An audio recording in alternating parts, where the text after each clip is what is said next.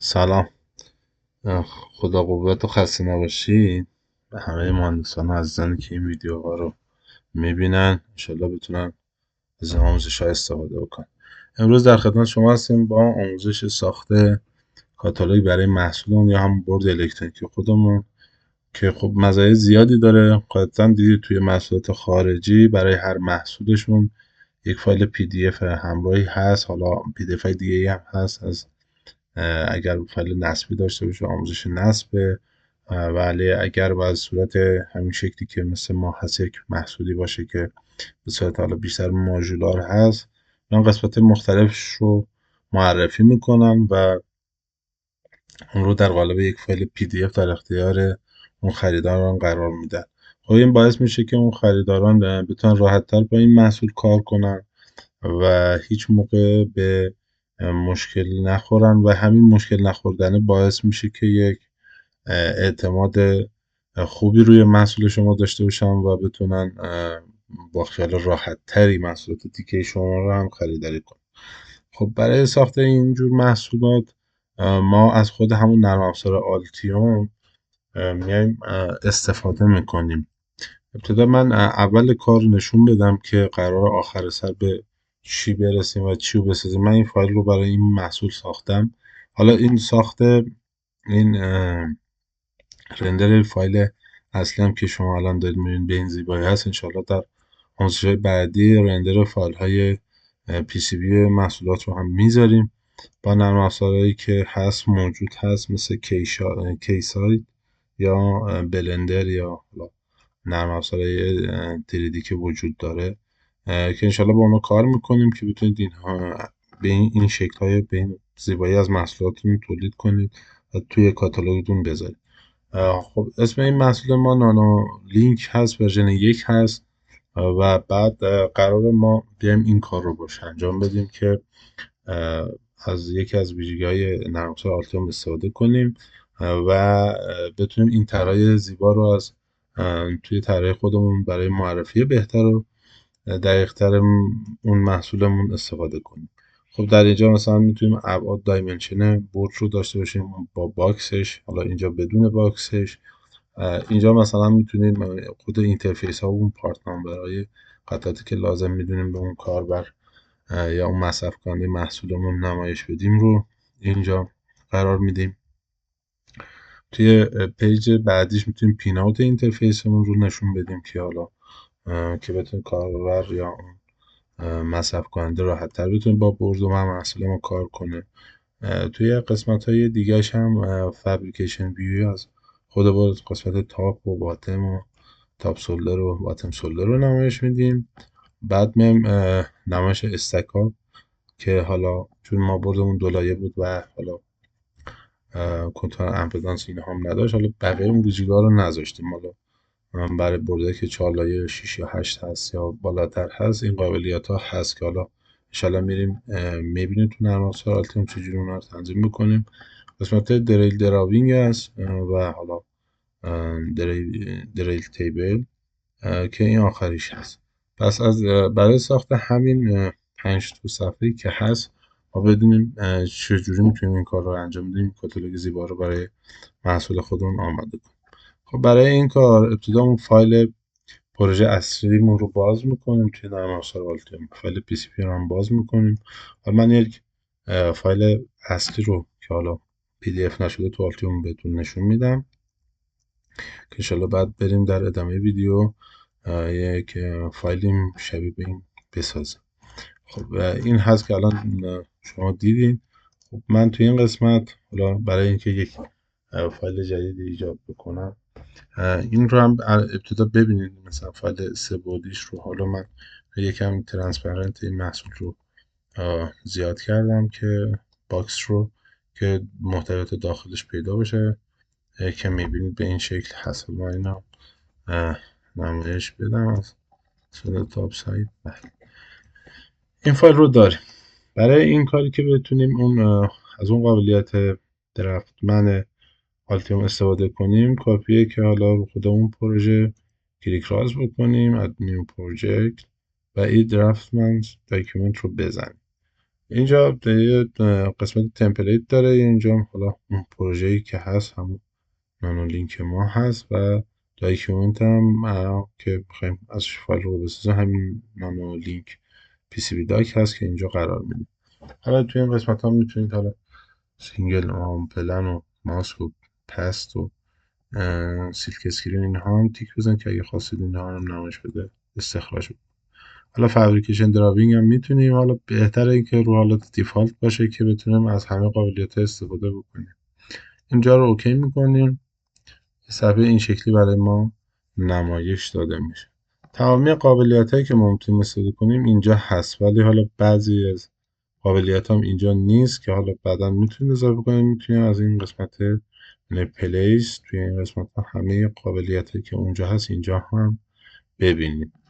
خب ما ابتدا باید یک عکس بیاریم که اول کار خودمون بزنیم.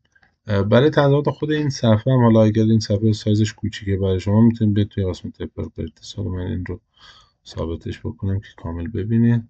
تو قسمت پیج آپشن میتونید اینجا سایز شیت رو حالا به سایزهای استاندارد داره اینجا تنظیم بکنید یا نخواستید خودتون به این کاستوم بزنید و اون کاستوم رو انتخاب کنید. تمپلیت هم که اگر باز خودتون یه فرمتی آماده کردید میتونید اینجا توی تب تمپلیت بزنید و وارد کنید.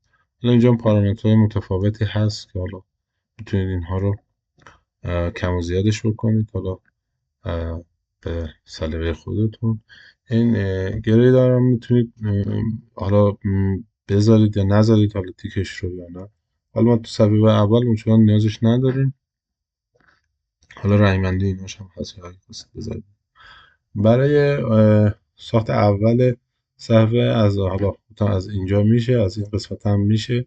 حالا ما این قسمت رو میزنیم گرافیک رو و حالا از اون چون میخوایم اون حاشیه‌های چیزم پیدا نباشه از اون قسمت شروع میکنیم به کشیدن تا انتهای این صفحه و بعد اون عکس خودمون رو که حالا داریم رو قشنگ حالا میتونید توی اون قسمت این نانو لینک ورژن 1 که حالا فرمت PNG هست JPEG هم میگیره، این رو بزنید یا حالا فرمت فایل رو هم کامل اینجا نوشته PNG JPEG JFIF نمیدونم GIF BMP هم فرمت متفاوتی میگه. حالا که فعلا من PNG ذخیره کردم اون رو وارد میکنم. الان شما میبینید اینجا هست، اینجا شما میتونید X و Y ها رو تنظیم کنید. من مثلا 0 میدم، اینجا رو هم 0 میدم که کامل بچسبه. اینجا هم میتونید دیگه حالا مقادیر رو مثلا زیاد یا کم بکنید. مثلا من اینو اگه بکنم 293 مثلا تا اینجا کشیده میشه که حالا من باز میتونید حالا یکم بیشتر حاشیه بشودیم مثلا 90 مثلا 7 یا 98 کامل بکنم. بله پوشش میده. اینجا هم مثلا حالا 27 هست یا مثلا 33 فکر کنم کفایت بکنه یا 35.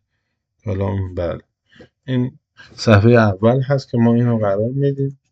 بعد میایم از این قسمت تب تکست رو انتخاب میکنیم و اینجا کلیک میکنیم. حالا به دلخواه هر جا دوست داشتین عزیزان میتونن. بعد روش کلیک میکنیم، همون نانو لینک رو من میذارم،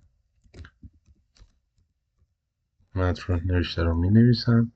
بعد اینجا اگه بساطا با همین که رضایت دارید که خب دست به تغییرات نذارید. اینجا حالا راستچین اینها چپ و راست و وسطچین رو انتخاب میتونید بکنید، ولی اگر نخواستید با فونت دلخواه میتونید این تیک رو بردارید و حالا این فونت رو که داخل کامپیوترتون هست اینجا انتخاب بکنید.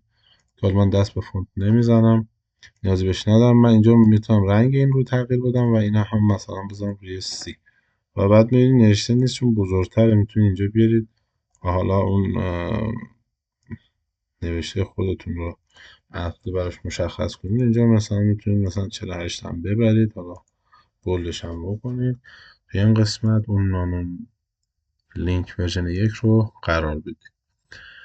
بعد برای صفحه دوم کافیه رو خود همون صفحه کلیک راست کنید و نیو شیت رو بزنید. میریم برای صفحه بعدی. برای صفحه بعدی خب ما طبق این بخوایم عمل کنیم باید خود اون ابتدا محصولمون با باکس رو بیاریم. برای باکس آوردن روی قسمت کافی روی این آیکون یا اینسرت بورد اسمبلی ویو رو بزنید که حالا شروع میکنه کامپیوتر برای اینکه اون فایل رو سه‌بعدیش رو تبدیل کنه و اینجا برای شما نمایش بده. من میارم این قسمت قرارش میدم، خودش کلیک میکنم. حالا این ویو فرام تاپ ساید رو هست، حالا به نظرم نیازش نداریم، حالا اینجا مخفیش میکنیم و حالا خود این هست.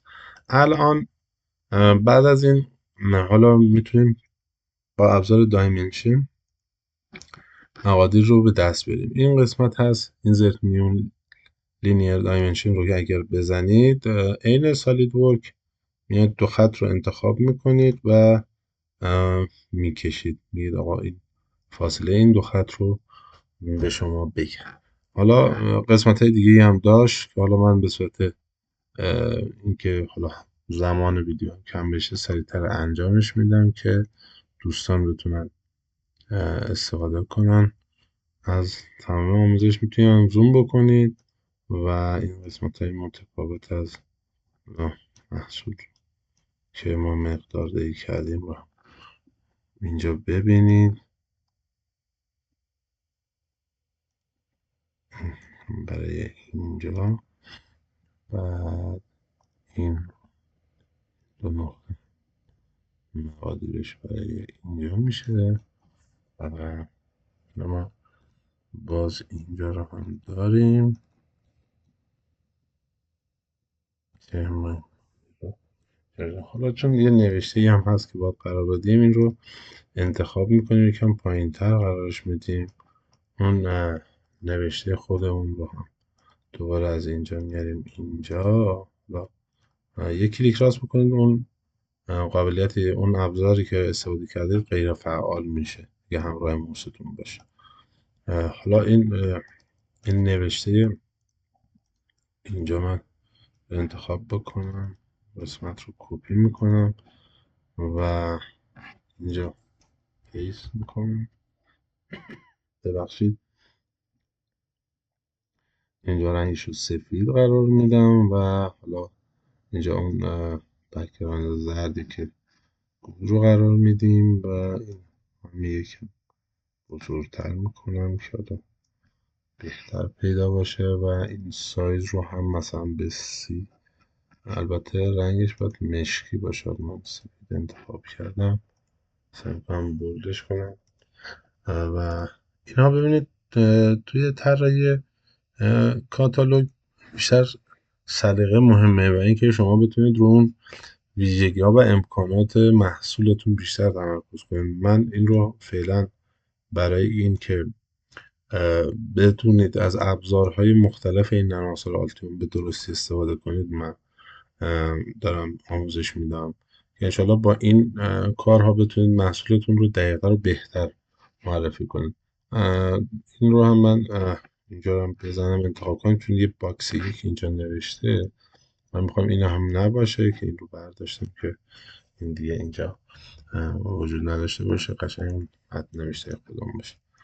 در ادامهش حالا ما پایینش که میایم حالا بدون باکس رو با اون برد خودمون رو میخوایم باشه، حالا دوباره همین رو میزنیم. دفعه اول یکم زمان ولی دفعه بعدی دیگه این راحت تر میاد و قشنگ مرج میکنید با بالا.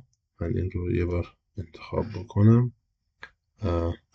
این اسلاید رو بر میداریم، این رو هم بر میداریم و اینجا دیگه الان میخوایم استفاده کنیم ما حالا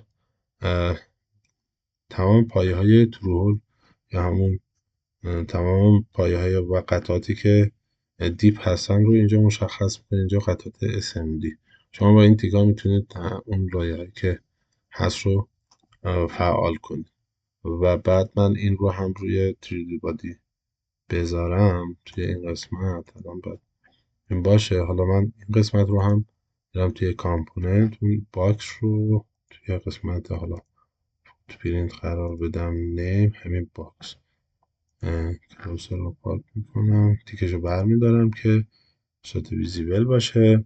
توی این قسمت الان من رنگ اینها رو به قرمز تغییر میدم که همه اینها رنگشون قرمز بشه و بعد میام حالا سایز اصلی خود اون برج رو برای شما میذارم که حالا میبینید که این سایز اصلی برده و شما اگر انتخاب کنید میبینید یک حالت انتخاب به رنگ نارنجی میشه که بزنید از این ابزار دایمنشن اون کل اون خط رو براتون سایزینگش رو میگیره، ولی دقت داشته باشید از اینجا میگیره.